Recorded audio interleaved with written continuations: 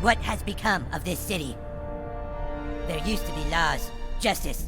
Welcome to Watch Mojo, and today we're ranking every South Park video game. Yeah. For this list, we're taking a look at all 8 South Park video games and ranking them from worst to best. We're only excluding South Park Pinball as it was mainly a part of the collection of tables for Zen Pinball 2 rather than its own game. Did you play any of these titles? Which South Park video game was your favorite? Let us know in the comments. Number 8. South Park Chef's Love Shack. Or not.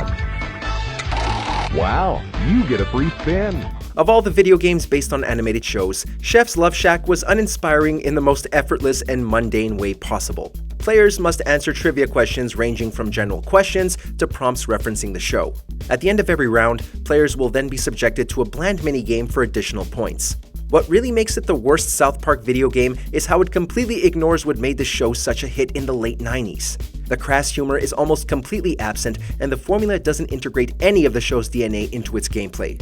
Considering there were other hit trivia video games like You Don't Know Jack dominating the genre's market, there simply wasn't any reason to own Chef's Love Shack, even if you're a South Park fan. Now let's see if you can keep up with that one, good. Number 7. South Park.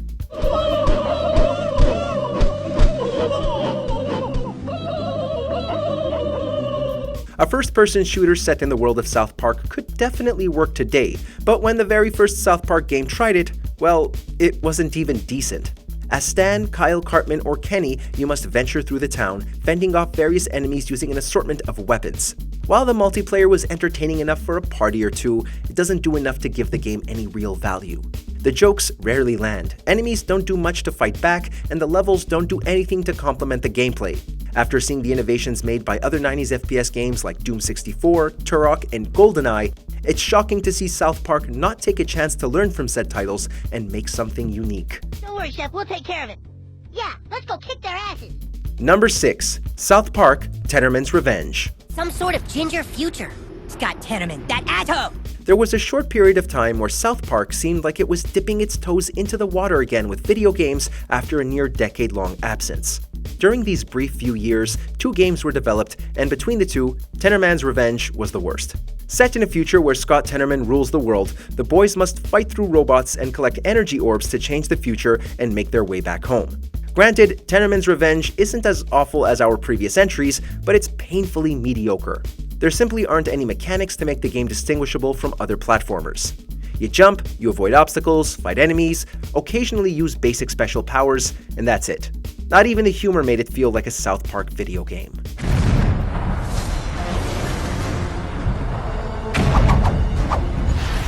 Number 5. South Park Rally.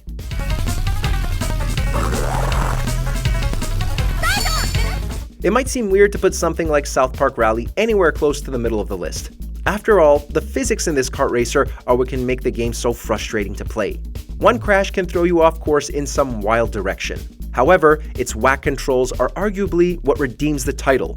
It almost fits the erratic behavior of the show's early years and is loaded with references from its most popular episodes at the time. On top of that, it boasts a surprisingly meaty roster of racers, featuring not just main characters, but supporting characters as well as spin-off ones.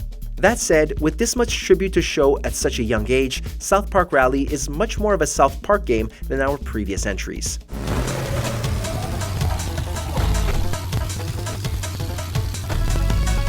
Number 4. South Park Phone Destroyer.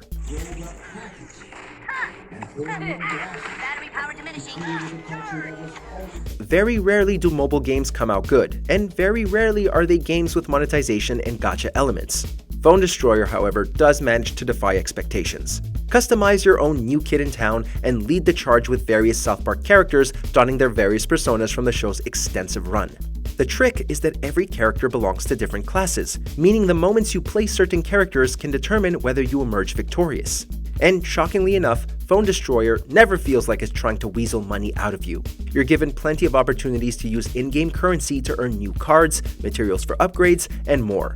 So, if you're looking for a good strategy game on the go, Phone Destroyer might be a solid treat for you. Number 3. South Park Let's Go Tower Defense Play. I'll take the wave! Before the disappointing Tenderman's Revenge, Let's Go Tower Defense Play was a window into a more competent gaming career for South Park. This was a tower defense game that incorporated the show's humor into its narrative. Place the kids around and pray that the old people, bullies, or hobos don't make it past your units. It isn't super complicated, but for what it is, Let's Go Tower Defense Play was a solid title, and it was much more promising than most South Park games had been before. It's just a shame it could never find a bigger audience due to it forever being stranded on Xbox 360.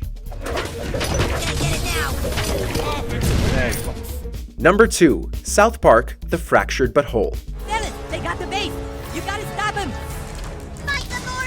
After the monumental success of our now obvious number 1 pick, which we'll get to in a minute, many of us were curious to see whether South Park was about to spawn a massive AAA video game franchise of its own. What we got was not another turn-based RPG, but instead a turn-based tactics game. In addition to the sense of humor and ridiculous plot we've come to expect from South Park Studios, we also experienced a title that excelled in making its battles somewhat of a challenge.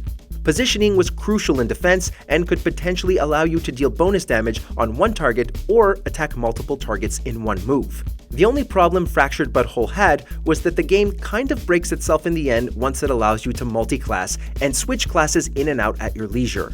Even so, this was a fantastic game on its own.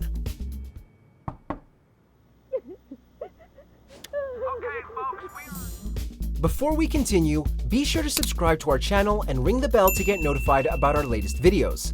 You have the option to be notified for occasional videos or all of them. If you're on your phone, make sure to go into your settings and switch on notifications.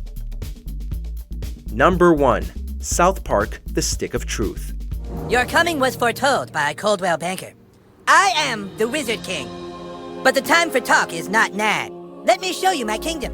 We'll be honest, there isn't anything particularly revolutionary about the Stick of Truth. It's a turn-based RPG that borrows many cues from other turn-based RPGs, and to its credit, it uses them really well.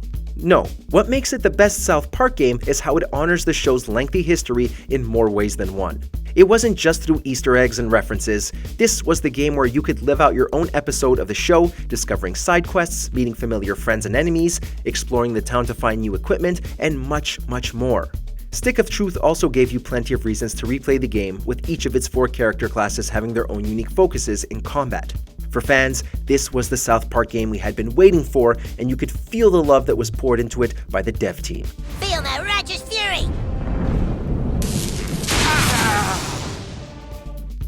In the mood for more awesome gaming content? Be sure to check out this video here on Mojo Plays. And don't forget to subscribe and ring the bell to be notified about our latest videos.